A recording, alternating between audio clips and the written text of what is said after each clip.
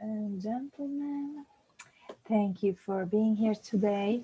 My name is Monica Campana, and you are in our wellness hub that we just created with experts from all over the world in the field of health, wellness, and nutrition.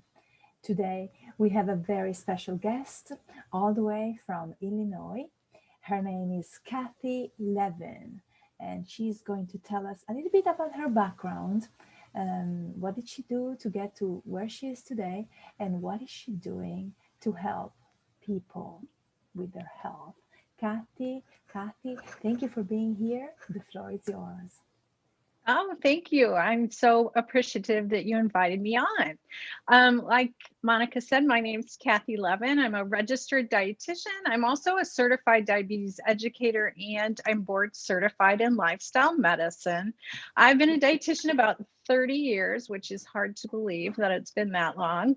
And it's been kind of a journey. I spent many of my years working with people with diabetes. It really is my passion to help people prevent diabetes, reverse diabetes, things like that. And about a little bit over 3 years ago, I started working in an Ornish lifestyle medicine program, and it really changed the way that I do my practice. And I became acquainted with lifestyle medicine, which has 6 key components to it, which is eating well, moving more, stressing less, connecting with other people, getting good sleep, and also avoiding risky substances like smoking and excess alcohol and things like that. And so through that, that was when I decided to go ahead and sit and become board certified in that, because I thought it was that important, because every day I was seeing like results that I've never seen in my whole entire time of being a dietitian, where people's blood sugar was like off the charts, and within 2 weeks they would be off. If they were on one medicine, they would be off those oral medicines, or significantly decreased the amount of insulin they're on. Also reversing heart disease. That was is the whole point of the Ornish lifestyle medicine program, is to help reverse heart disease. So those blockages actually reverse. It's pretty amazing when you see things like that happen. And so I knew there was a better way for me to be working with people. And so I took that into my own private practice. And that's how, when I'm working with my own one-on-one clients or in my membership, that's what we focus on, is those 6 key principles of lifestyle Now, medicine. how long did you actually practice until you discovered this? About 26, 27 years. Now, I would say Wow. as a dietitian, we tend to focus on those lifestyle behaviors, but probably not as a deeper dive as it is now, where that is my primary focus. I do truly believe that we can control where our life goes in terms of health based on our own behavior. And I think that in traditional medicine, that we're so fixated on fixing things with pills or procedures and things like that, that sometimes we forget that we really do have within our hands the ability to make a difference in our health through simple little small steps. Little baby steps is what I always call it, in changing what you're doing now. I just had a fellow yesterday say to me, he sent me a message and he said, this morning I checked my blood sugar and it was 77, and I almost fell off the chair. He goes, because my blood sugar in the morning usually isn't like in the mid 100s to 200. So he had Wow. never seen numbers like that.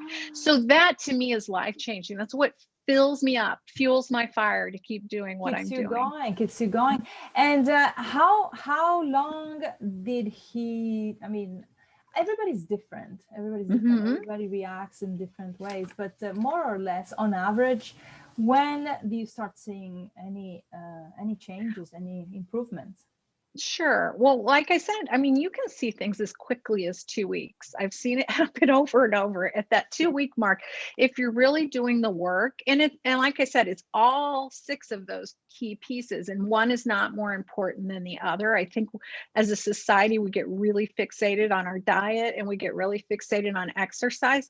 Well, we're not dealing with stress very well oftentimes. And that's just, I really do believe that stress is killing everybody, because all of those things kind of increase the inflammation in your body. And so all 6 key areas lower that inflammation. And that's where you're seeing this reversal of things. That if you can get your body, as I like to say, to chill out a little bit, you will actually see magic occur in terms of your health and things like that. And what are some of the tips that you would give people to, Sure, to sure. relax and reduce stress? Yeah. So the biggest thing of all is, I mean, you can just practice, figure out what practice works for you, because everybody's a little bit different. You could use something as simple as a meditation app. One of my favorites is Insight Timer. You could do it just 10 minutes a day, even. And that 10 minutes is like breathing life into your body. Simply sighing. I know that people always think that people are stressed out when they do that, but sometimes just taking 3 giant breaths, go outside in nature, see, even standing there and gazing at a pond or the sun. I mean, not directly, of course, but all those little tiny things. Some people may relax by exercising. It really just depends on the person. Or people that are more spiritual might pray. It's whatever works for you, but it's kind of finding that time to center yourself and relax. But at the same time, your specialty is nutrition, right? This is your Yeah. expertise, and you focus on plant-based, correct? I do, yeah. So the research really supports that plant-based whole food is really the best. It truly does. If you look at even the recent, every year US News and World Report comes out with the best diets of the year in different categories. And some of those categories every single year are the number one of the list has to do with some version of plant-based. Whether, I noticed this year there were a lot of flexitarians, and for people who don't know what that is, What that is means that flexitarian? I know. So more often than not, it means you're eating a plant-based diet, but you may consume some meat occasionally. That's a flexitarian, which I think most people can do that. And I think whatever level that you can adopt eating more plants, getting more plants on your plate, whether it's fruits and vegetables or whole grains, legumes, all the good stuff, right? So, and the bigger variety that you have, the better off you are. And what the research shows us is it actually, when we decrease the fat, the sugar, and increase all those wonderful phytonutrients that you find in plants or from plants, that's again where it all just kind of makes a shift for people. And again, that's where you see that disease reversal or prevention of those chronic diseases like diabetes or heart disease, high blood pressure, and obesity, because that really is a chronic disease as well. And especially in this past year, you think that, Mm-hmm. I mean, in a way, I think that more and Absolutely. more people became aware of their health, which was a good thing. Yes. And Right. more Absolutely. people learn to cook at home, and instead of going and eating fast food, they Mm-hmm. learn to eat a salad, or two. And I think it increased, awareness in that sense. But at the same time, there are many people that maybe out of stress, they just eat Right. Right. all the And so right things. and that's why if you practice a little stress management each day, it'll kind of help with that as well. And I think just knowing that if you decrease inflammation overall, your immunity is better. So for all of us right now, we need to do everything we can to keep our immunity up and support it as best we can. Now, do you have any specific foods that increase immune support? Or maybe we can't say that they actually do, but they help with the immune support, or no? I'm sorry, but my earbud went out while you were Oh no. talking, and I had to switch my Oh microphone. no. I said my question was, do you? I know that we cannot say that certain foods can actually help with immune support, but I think there are certain types of I think it's broccoli. I mean, do you have any tips for people to increase or boost the Sure. So I would say immune support? overall, instead of focusing on individual, because there are some that are suggested to support immunity better. it's that overall having a wide variety of things that really is going to give you the best immunity at the end of the day. So things as simple as things we've heard of for years, right? Eating a rainbow of colors. So not just eating the same thing day in and day out, making sure you have a wide variety as well of fibers in your diet. There was a gentleman that came out, a doctor this year, that came out with this great book, and it's all about getting different varieties of fibers to support your gut health, because that's part of where our immunity is coming from too, is down in our GI tract. Those good and bad bacteria, they'll either help us or not help us, and so the more variety of fiber, the better off we are at the end of the day. So it's all about variety. Yeah, it's trying to get a variety of foods every day. Like if you Yes. eat the same thing over and over again, it's not good. It's, even if it's healthy, Well, you just right? don't get enough variety Mm. of the different good bacteria, so that your microbiota, which is all the bacteria inside and out, you want a healthy microbiota, and to have that, we have to feed it with a variety of different fibers. And he even suggests that you go outside at least once a day and take a couple deep breaths, because then you breathe some of that in too. So it's just little teeny things like that that can make a huge difference. Yeah, and now what are, I mean, you've mentioned a few, but some other health transformations that you have seen in your clients. Sure. So in the program that I worked in, I remember specifically, it was one of the first people that we had in the program. And again, it all goes back down to those lifestyle changes. But she had a significant carotid blockage, and before the program, and the program is 9 weeks, before the program was over, that blockage had significantly gone down, like to the point where she didn't have to have surgery because it was blocked. Wow. So it's all those little things all together, but just tons of things on blood sugar, blood pressure. I see people's blood pressure normalize very quickly, to the point where oftentimes I have to say to them, you need to get a hold of your doctor, because now your blood pressure is going low because Too you're low. on medicine, No, it's high too blood low. pressure. Yeah. Wow. So they need to get their medicines decreased. And sometimes people don't want to believe you. You're like, I know it's coming, but they just have never seen those numbers. And so it's like, you need to let the doctor know you're doing this, because your numbers are going to come down fast and you're going to need off that medication. So. Wow, that's incredible. And ultimately, that's the point, to make sure that people try to take the least amount of medication possible, and take, Absolutely. because Absolutely. I truly believe that nature and what nature has to offer us should be our main medicine.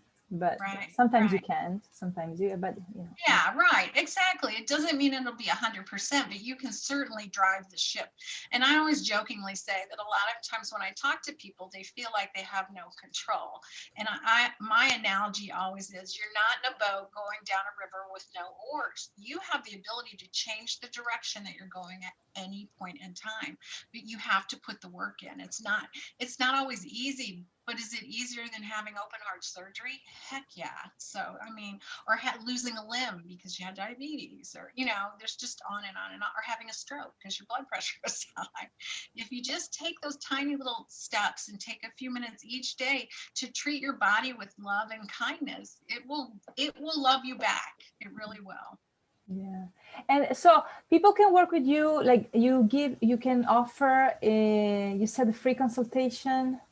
I do, yeah. So if somebody is really interested in adapting or kind of embracing a plant-based diet, whether it is something from being, like we talked about, a flexitarian, where they just don't think they can give up all the meat, which it's wherever you're at is where I'm at, all the way to people that might self-identify as being vegan, I'm happy to help people embrace that journey. And I work with them one-on-one. And so all they have to do is apply for a discovery call, which you can go to on my website, which is nutritiouslysimple.com.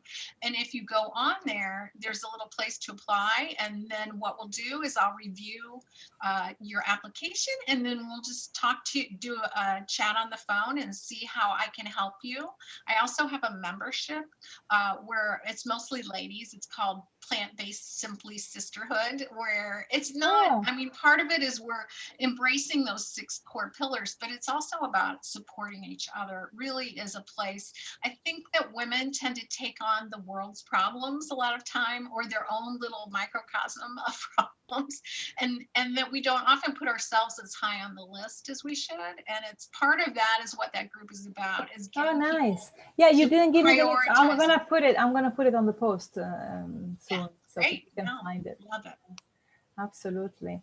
And so you have the group, and you're going to have like a special group, or you're preparing something, right? Yeah, in the next few months, I'm working on actually doing a course on how to do, like, I haven't figured out the name yet, but like a jump start for those people who, I know there's tons of people out there who are interested in embracing a plant-based lifestyle, and maybe you want to know some of those other lifestyle medicine core pillars and things like that, but to get you started, because I think getting started is the hardest thing. Because I will be honest with you, a little bit over 3 years ago, plant-based eating was not on my own personal radar. And because I was going to work in that program, we had to go to a training, and then they asked us to follow the guidelines. And so I have been doing it since that training, simply because I can tell the difference, number one. And why would I not do what's best for my body? It doesn't make any sense to me. Why would I not do that? And so I follow it myself. And, I have not eaten any meat. And for 3 years. Yeah, over 3 years. Wow. Yeah, I haven't eaten any meat at all. It's because it's just like, for example, people who once smoked and then they stopped smoking. And for me, I just can't even imagine going back to that. And I'm not going to lie, sometimes things smell really good, and it reminds me, right, when my mom makes fried chicken for the family, the smell alone, but I don't want to eat it, which is really weird. I know that doesn't even make sense, that it smells really good. I wish I could eat it sometimes, but I don't want to eat it. It's not like, I just it's not good for you. It's not right. Healthy. No, exactly. Everybody's different. Right. So I primarily get my protein from legumes. So things like my go-to plant-based protein is chickpeas. I eat those all the time. So lentils, right? Lentils, yeah. Lentils are great for you and very good at lowering blood sugar for hours after you eat them. So if you have diabetes, think about that too. And artichokes are good. Yeah, no, any kind of veggie is good for you. I'm not going to ever tell you, oh, this vegetable is bad. Yeah, no, but some have more than others. Some have more, I think. Well, I would say that's why the whole variety thing. Hey, right? What about tofu?